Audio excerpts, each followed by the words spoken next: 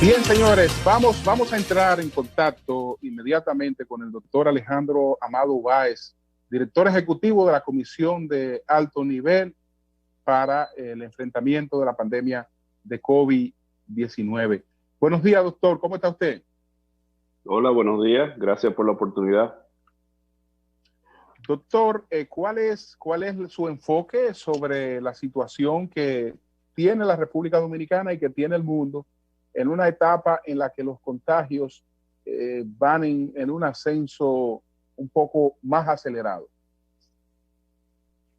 Sí, bueno, en Dominicana estamos viendo algo eh, que amerita aclarar y conversar.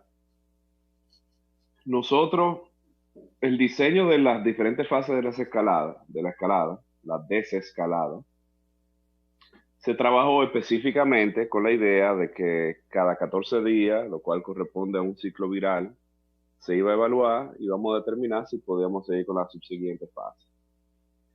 Hay que entender que lo que vimos al final de la fase 2 era el resultado de la apertura inicial en la fase 1, porque se abrió, pasaron 14 días.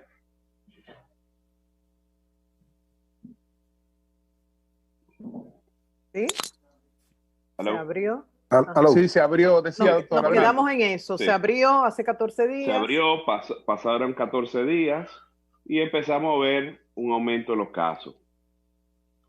Hay que entender también que la desescalada tenía o tiene un énfasis puramente hacia el aporte de la economía. No es un tema social, o sea, no es un tema de que vamos a salir a la calle, vamos a socializar, y que tampoco se anticipaba que la población entendiera de que no se iba a mantener distanciamiento físico y no se iba a usar mascarilla. Y esas son consecuencias que vimos, muy preocupantes, y de repente empezamos a ver un aumento en número. El aumento en número de casos positivos, y quiero hacer una pausa y aclarar, para mí esos números son muy importantes porque son vidas, son seres humanos.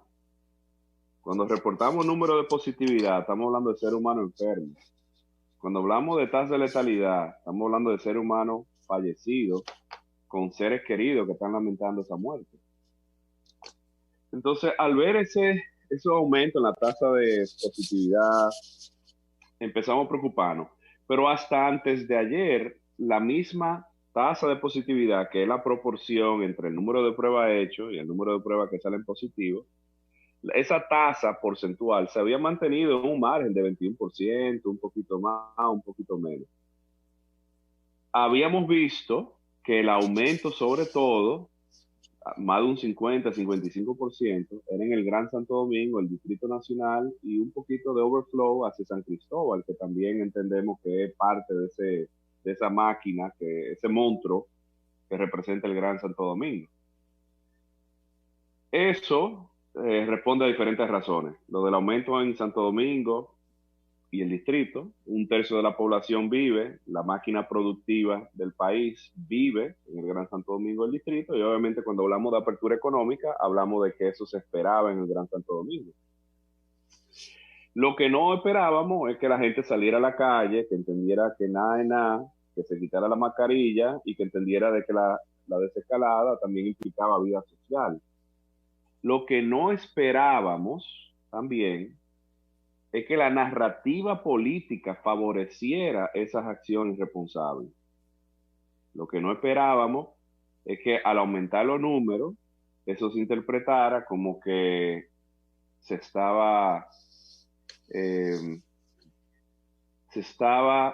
presentando números de una forma no honesta y que los números realmente no representaban la real epidemiológica del país, y que líderes políticos dijeran, no importa, esos números son mentiras, sale a la calle a caravanear y no le crea los números de las autoridades porque eso es un truco para que tú no vayas a votar. Entonces, quiero aprovechar la oportunidad para hablar de lo irresponsable que es esa narrativa. El coronavirus es una pandemia. El coronavirus no comenzó en Dominicana, ni comenzó por un partido político, ni comenzó por la campaña política de República Dominicana. El coronavirus comenzó en China y ha afectado al mundo entero con cientos de miles de muertos. Y República Dominicana tiene que salir adelante. Y los dominicanos tienen que entender que el decirle que el coronavirus no está afectando a la sociedad dominicana, que los números son mentiras y que pueden salir a caravanear y hacer campaña para el favoritismo de un color o de otro, de lo que sea, a mí me da igual de qué color sea. El decirle sal a la calle a hacerme campaña porque yo necesito punto político es quizá lo más irresponsable en mi vida adulta que yo he visto a nivel de política dominicana. Sal a la calle y exponte a ti, a tus seres queridos, un virus que te puede matar, porque yo quiero que en la prensa, en la foto y en los videos se vean que yo tengo seguidores políticos. Óigame, eso está fatal, fatal. Entonces, lo que estamos viendo ahora en República Dominicana y sobre todo en el Gran Santo Domingo es el resultado de una serie de acciones producto de un virus que tiene una tasa de contagio altísima y producto de acciones a nivel social que han sido irresponsables. No distanciamiento, no uso de mascarilla, no lavado de manos, salir a la calle a hacer actividades que no representan necesariamente un tema económico, sino social o político. Y quiero hacer esa salvedad porque así como le decía que hasta hace 2 días la tasa de positividad se había mantenido en un margen de 21%, que había subido de un 19 a un 20, un 21 y que eso hasta cierto punto era manejable, hace 2 días vimos un brinco de esa tasa de un 21 a un 27.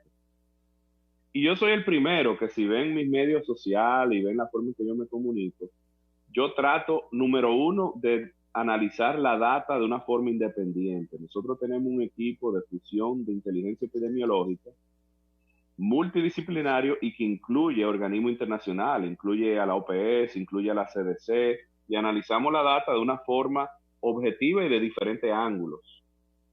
Y tratamos de ver tendencias, predecir tendencias, y para mí ese salto de un 21 a un 27% fue muy preocupante, muy preocupante. Un 55% de eso estaba en el Gran Santo Domingo, San Cristóbal y el distrito. Y eso, a mi opinión, amerita, número uno, concientización y número dos, aclarar lo que yo creo que tenemos que hacer. Yo creo que si parte de la narrativa es el tema de las elecciones del 5 de julio, tenemos que aclarar lo siguiente. El doctor Alejandro Báez valora y se siente orgulloso del proceso democrático de la República Dominicana, de nuestra democracia. Y yo apoyo el que con todos los elementos de seguridad y sin miedo, pero con precauciones necesarias, todos los dominicanos y dominicanas vayan a votar el 5 de julio. Tienen que hacerlo. Somos un país democrático y eso hay que apoyarlo y se tiene que hacer. Ahora bien, el ciclo viral, como comencé diciendo, tiene 14 días. Las acciones que hemos hecho a nivel de prevención, intervención en Santo Domingo, comenzaron hace ya 10 días, de una forma contundente. Antes de eso, en Santo Domingo, ya teníamos un par de semanas trabajando intervenciones y demás, pero de una forma contundente, comenzaron hace 10 días y vamos a seguir con planes. Por ejemplo, estamos articulando un plan en Jaina ahora esta semana. Pero para salvaguardar el balance entre salud pública, epidemiología y la salud de los dominicanos antes de ese gran proceso electoral, es desde ahora que los dominicanos tienen que tomar esas medidas. Cuidarse, aislarse, tener distanciamiento social, lavarse la mano, usar mascarilla. Tenemos que hacer eso de una forma contundente y entender la necesidad para salud pública. Bien.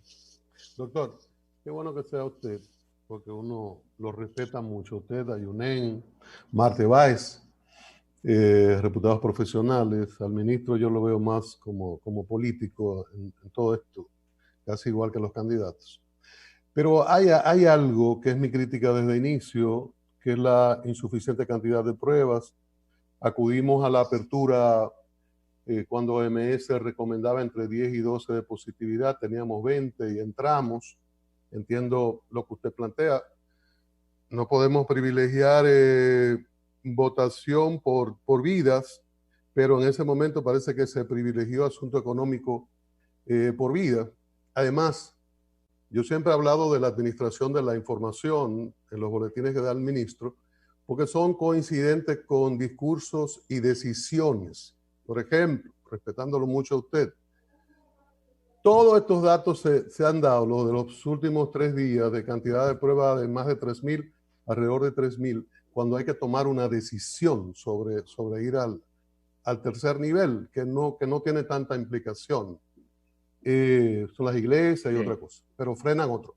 Entonces, eso es lo que uno resta. Además, escúchame, Julio, en poblaciones de frontera, yo he dicho, ¿cómo se puede establecer el nivel de contagio cuando se han hecho 80 pruebas? Bien. Yo siempre cito Pedernal e Independencia, desde que hacen pruebas la positividad se mete en 47, 56. Entonces, ¿qué le estamos preguntando, doctor? ¿Qué le estamos preguntando? Sí, la pregunta es en el sentido de la administración y su queja, porque él como profesional se defiende, y uno lo que ha visto en esto, y yo he sido parte de eso, y entiendo el hondón de su queja, de esa administración tan coincidente en los momentos de las decisiones, que Participación Ciudadana habló ayer, de que se mete miedo con todo esto. Doctor. Sí, bueno, y gracias por la oportunidad. Yo le puedo aclarar lo que es mi posición, mi perspectiva, de forma objetiva y de forma subjetiva también en ese tema. Mire, número uno, lo que la OMS traza en cuanto a 10, 12%, esos son estándares inventados con algo de ciencia, pero entiendan que todos estamos aprendiendo de este tema de coronavirus. Todos estamos aprendiendo. Hay un estándar también fuera de lo que dicta la OMS, y de nuevo, la OMS ha estado en lo cierto en muchas ocasiones, pero ha estado equivocado en muchas ocasiones, eso hay que decirlo.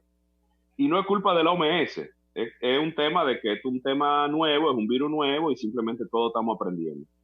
Hay un estándar que dice que no es un 10%, sino que tú tienes que tener estabilidad y desaceleración por 14 días. Y ese es el estándar que estamos usando nosotros.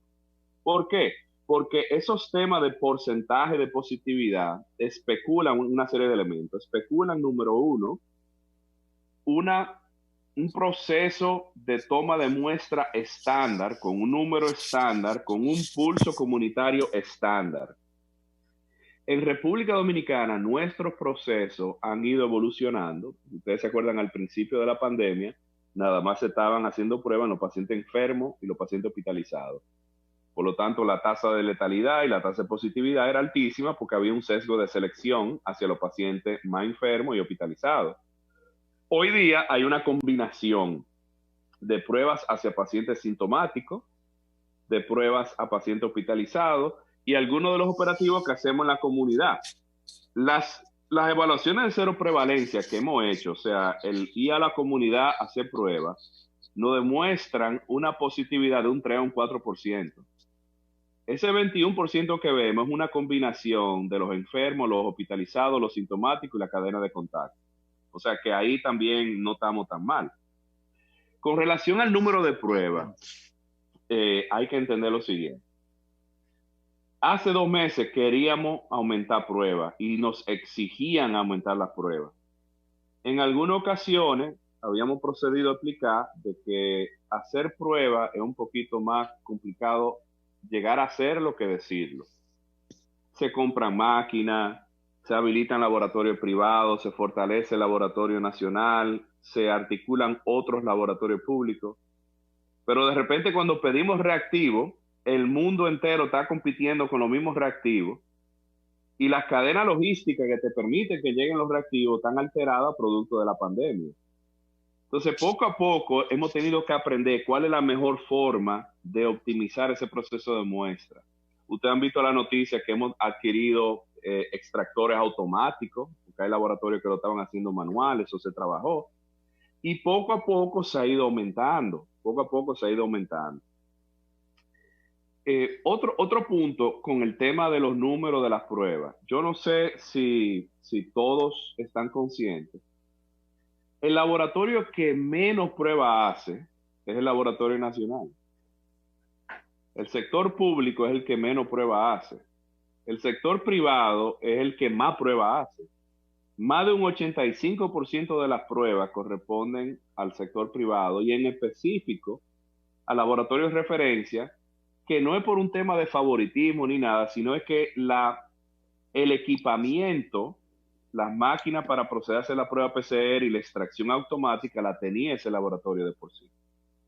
Doctor, Entonces, usted dice que no depende del gobierno necesariamente la cantidad de pruebas que se están haciendo, sino de las propias personas que tengan la percepción de que tienen síntomas. O sea, pagadas, entonces. Sí, hay una combinación, obviamente. Por ejemplo, nosotros tenemos una serie de procesos de la línea asterisco 462, de la llamada al call center, de la solicitud de las pruebas, pero no es nada más el gobierno que está diciendo vamos a hacer y vamos a reportar pruebas, sino que el acceder a esas plataformas de prueba, la gran mayoría son laboratorios privados y los reportes representan en su gran mayoría los reportes de laboratorios privados. Que dicho sea de paso, no es que se duran de 2 a 3 meses en reportarse. Los laboratorios se hacen y entran a la plataforma automática.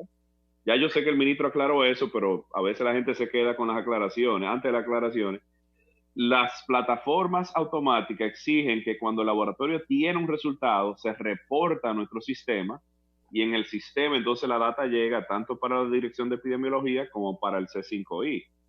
Entonces, eso es bueno aclararlo porque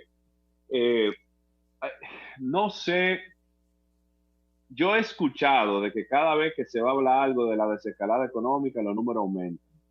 Pero yo también he visto que el día antes aumentan también, el día después aumentan.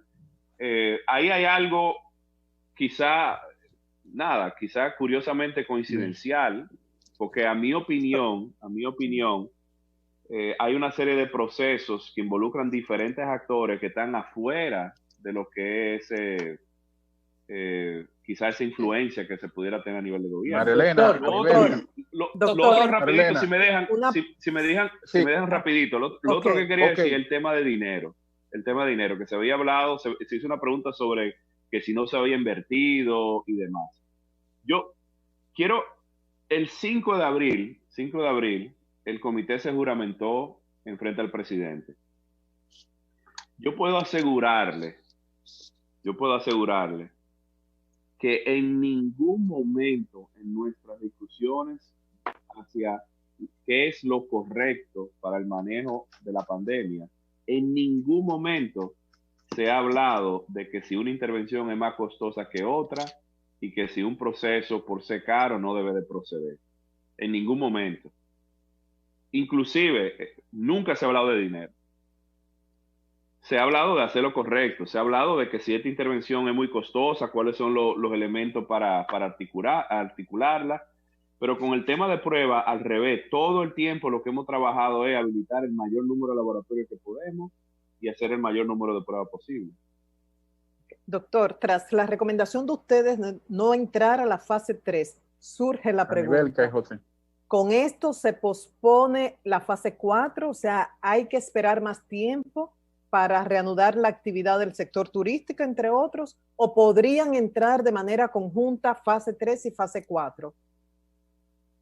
Sí, y esa pregunta es buena. Fíjense que el tema de turismo, el hablar de la apertura de espacio aéreo y turismo para el 1 de julio, precedió esa conversación y esa fecha, precedió a la primera decisión de no avanzar hacia la fase 3.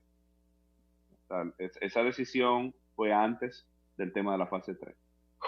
Nosotros hemos tenido reuniones con el Ministerio de Turismo, el Ministerio de Salud, con los zonadores, con los administradores de aeropuertos, y hemos conversado sobre todos estos temas, sobre qué es lo correcto desde la perspectiva de salud pública primero, qué es lo correcto desde la perspectiva económica después.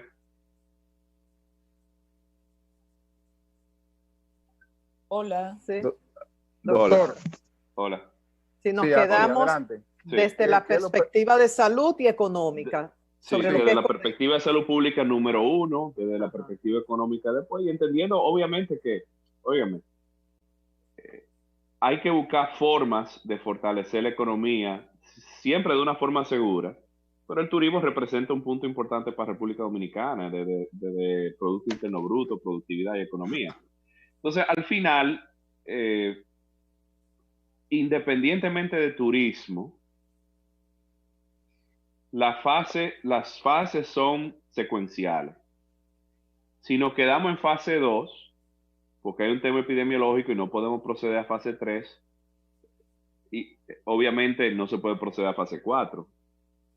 Lo que se necesita para pasar, independientemente de turismo, lo que se necesita para pasar de fase 2 a fase 3 es que tengamos una estabilidad y una desaceleración posible para proceder a esa fase 3.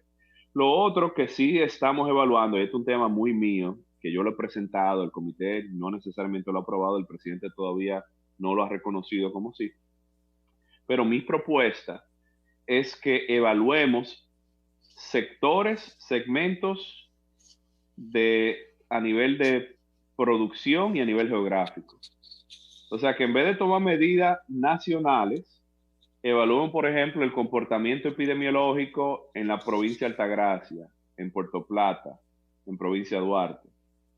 Y que las decisiones, tanto restrictivas desde la perspectiva de salud pública o de reapertura económica, se tomen a nivel local geográfico y a nivel también del sector de productividad, porque hay diferentes sectores que implican diferentes niveles de producción. Esa es mi posición personal que le hemos presentado al comité. Bueno, tenemos doctor, a Anibelka José y Eury, terminamos. Sí. Doctor, Anibelka. Sí, doctor, tomando en cuenta eso de que usted habla de una posibilidad de focalizar, bueno, en Higüey la situación es esta, pues tomo esta medida, pero en el caso del turismo, abrirlo indudablemente va a producir una movilización local. Vivo en Santo Domingo, pero quizás quiero ir de vacaciones a Puerto Plata.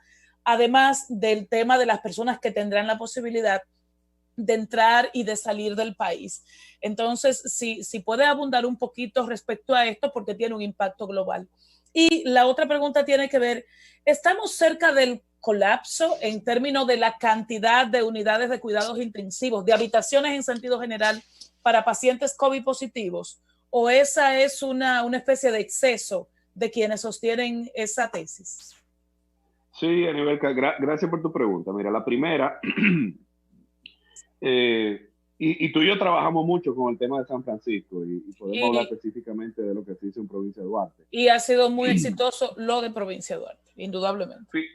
Fíjense, el tema de colapso es muy importante aclararlo. Colapso, y lo digo así de una forma dramática, es una palabra que vende.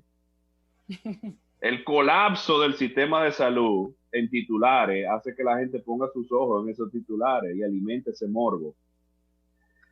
¿Qué pasa? Es verdad que el sistema de salud está siendo estresado por el aumento de casos. Sabemos que aproximadamente un 20% de todos los casos positivos van a necesitar hospitalización.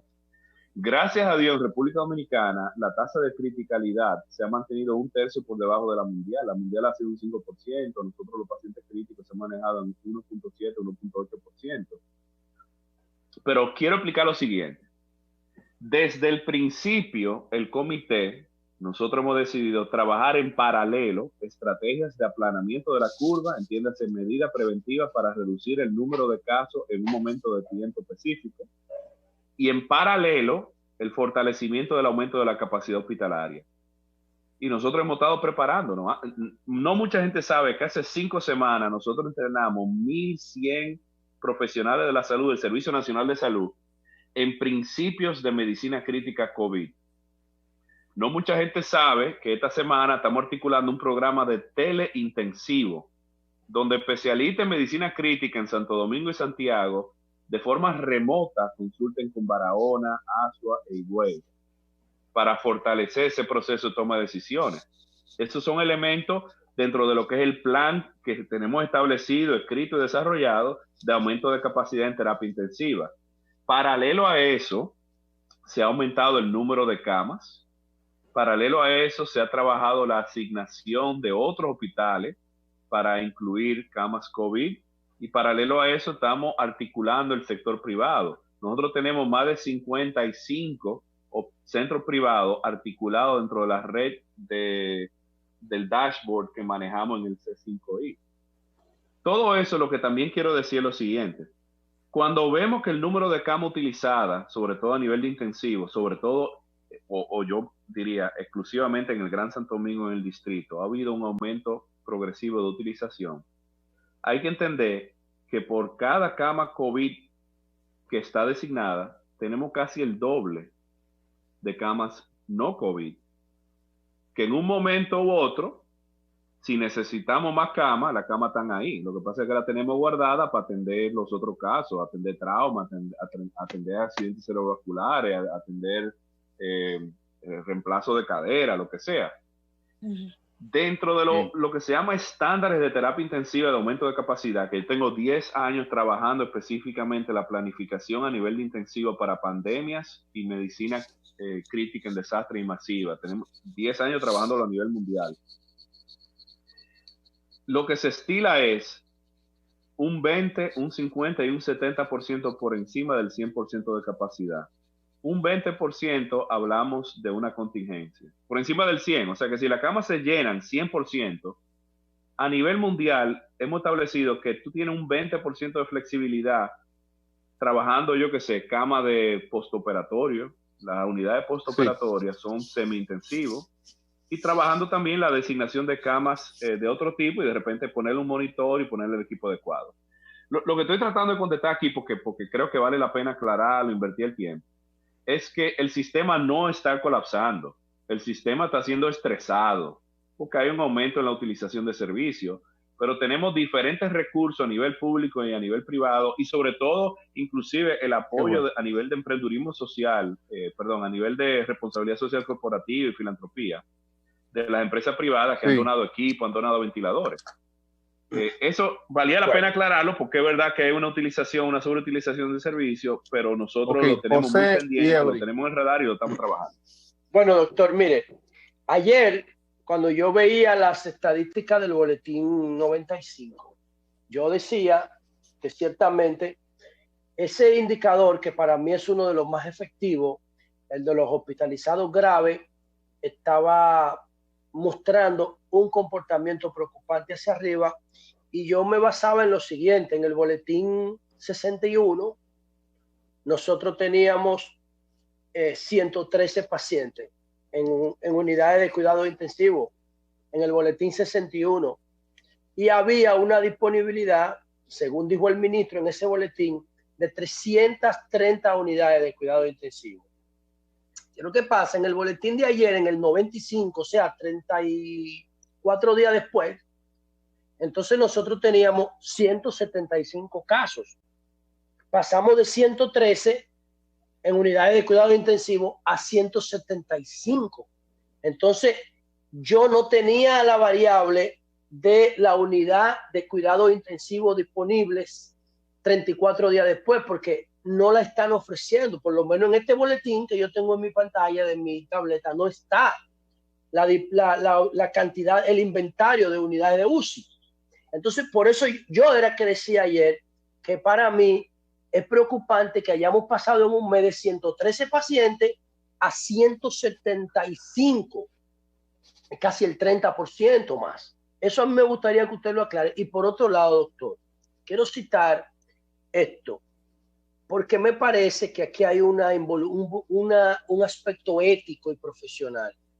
Dice aquí que Participación Ciudadana dice que lo estoy leyendo entre comillas, con el frenazo de la desescalada a poco más de 3 semanas para las elecciones, el gobierno ha generado temor en la población. O sea, no ha generado una alarma de preocupación válida en términos sanitarios. Para Participación Ciudadana, ustedes que les recomendaron al gobierno que no pasara a la fase 3 por el comportamiento estadístico de la pandemia, lo que han generado es temor electoral. En términos éticos y profesionales, ¿cómo usted valora eso que ha dicho esta ONG de la sociedad civil? Sí, y mira, yo tuve una conversación con Participación Ciudadana hace una semana. Hay un buen grupo de ciudadanos con un fuerte sentido de patriotismo, me consta. Pero uno no puede hablar de ética violentando principio ético. Tú no puedes hablar de asustar a la población mientras tú la estás asustando. Tú no puedes decir que nuestras decisiones que se basan en estándares epidemiológicos, en números, en cifras, en proyección, en utilización de camas, todo eso que es real, tú no puedes salir en el interés de que haya un proceso electoral, que yo lo entiendo, hay que cuidar el proceso electoral, pero en el interés de que, en tu interés de que haya un proceso electoral, tú desestimas la autoridad a nivel de salud pública en el medio de una pandemia para capitalizar en tu agenda. Tu agenda es que la gente vayan a votar, por lo tanto tú tienes que decir que nosotros estamos generando miedo. Eso para mí es lo principalmente no ético. Y con gusto yo hablo con Participación Ciudadana y le comparto todos los números, le abro los dashboards, le abro las proyecciones, lo que ellos quieran. Pero el decirle al dominicano y a las dominicanas que lo que se está generando es miedo, de por sí esa narrativa es la que genera miedo. O sea que tú no puedes criticar algo hipotético generando una narrativa realmente no ética. Entonces ahí es donde está mi problema con eso. Si el objetivo es que la gente vayan a votar, les recomiendo Participación Ciudadana y a cualquier partido de cualquier color que utilicen otros instrumentos más morales y más éticos, que no sea el politizar y el desestimar las decisiones de las autoridades a nivel de salud pública en el medio de una pandemia. Eso es muy peligroso y eso es muy criticable y muy irresponsable. Ahora, con el tema de los números, yo puedo hablarle de los números de utilización de cama recientes. Mira, dentro de quizás evaluando un segmento de su punto de la utilización de cama, acuérdense que una cosa es lo que tenemos a nivel nacional. A nivel nacional tenemos 2.597 camas de hospitalización y tenemos 153 UCI habilitadas a nivel público. República, Servicio Nacional, Fuerza Armada y Policía. Eso sin contar la contribución de la red privada que cada día aumenta más. Cuando vemos ese aumento, el problema es el siguiente. Lo que es igual no es ventaja. Si ese aumento en utilización de servicios fuese a nivel nacional, se pudiera controlar mucho mejor la capacidad del sistema y la utilización de los servicios. Pero ¿qué pasa? Hay un input importante hacia el Distrito Nacional y Santo Domingo.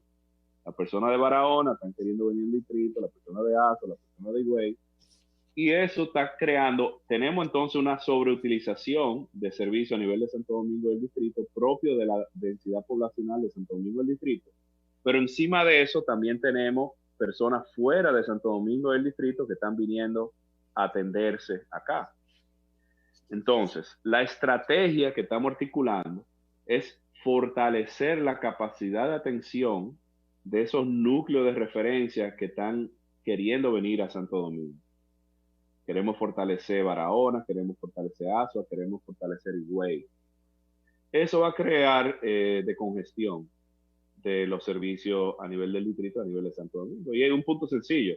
Si tú le dices a un capitaleño, vete a Azua a atenderte, te va a decir que no. Pero si tú le dices a una gente de Azua, vete al distrito a atenderte, te va a decir que sí. Te va a decir que sí, claro. Y de ahí es donde viene. Si vemos los números globales, si me permiten nada más tirarles rápido los números globales. Un 27% de la cama habilitada del sistema público, un 27% solo están siendo utilizados, camas COVID. un 58% de la cama intensiva a nivel nacional están siendo utilizadas para COVID y un 42% de los ventiladores están siendo utilizados para COVID. O sea, todavía tenemos capacidad a nivel nacional. Pero si segmentamos esos números a nivel del Distrito de Santo Domingo, con el aumento de casos en el Distrito de Santo Domingo y la utilización de servicios, obviamente el Distrito de Santo Domingo se ha convertido en un área tensa que tenemos que buscar soluciones para resolver, para descongestionar la capacidad del sistema y para generar más estrategias preventivas. Sí.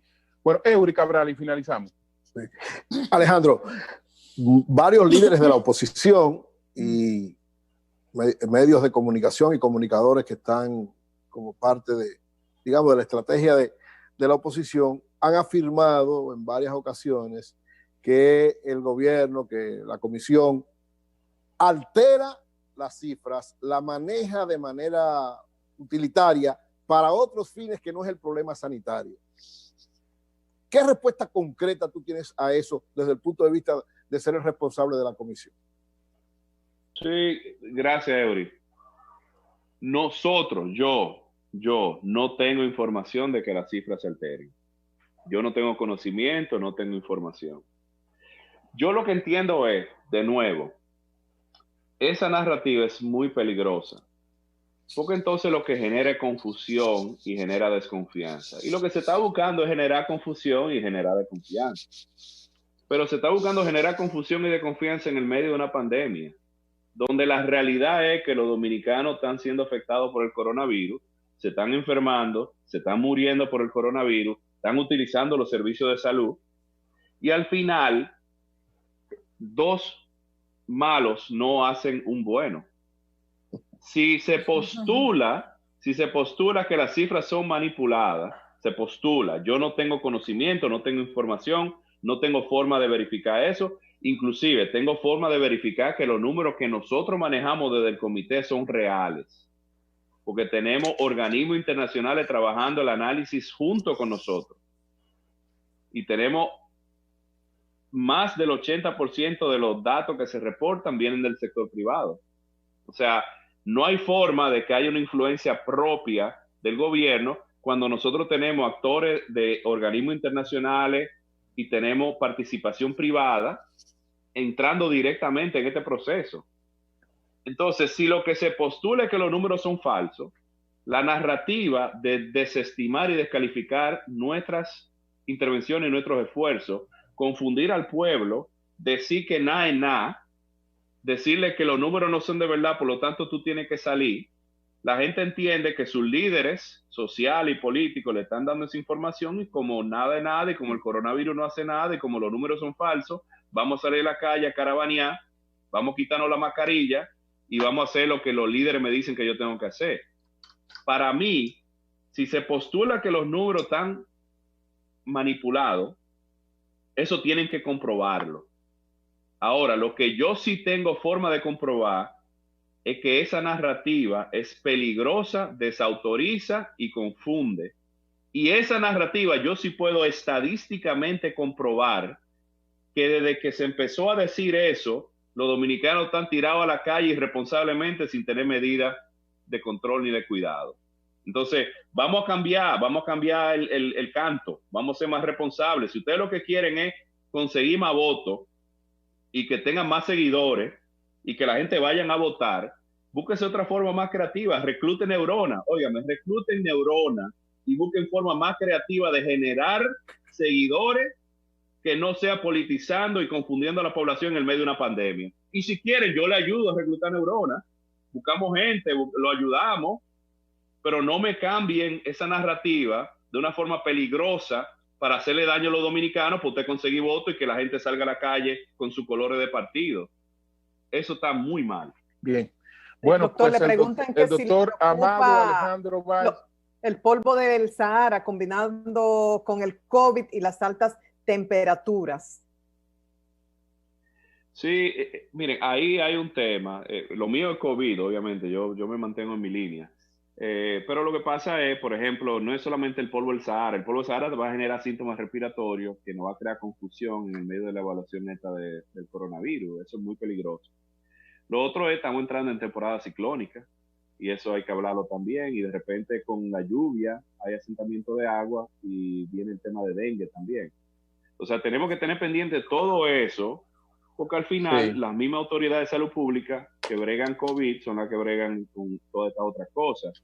Y los dominicanos simplemente tenemos que estar conscientes de cómo controlar todo eso, y es un reto mayor a lo que es control de esta pandemia cuando las personas presentan síntomas parecidos a lo que sería coronavirus.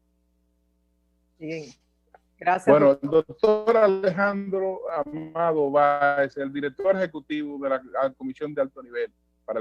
Muchas gracias.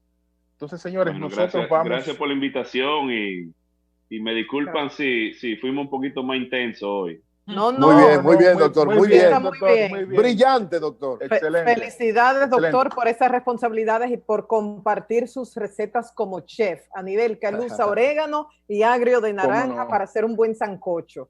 Esas son cosas personales. No, él lo publicó.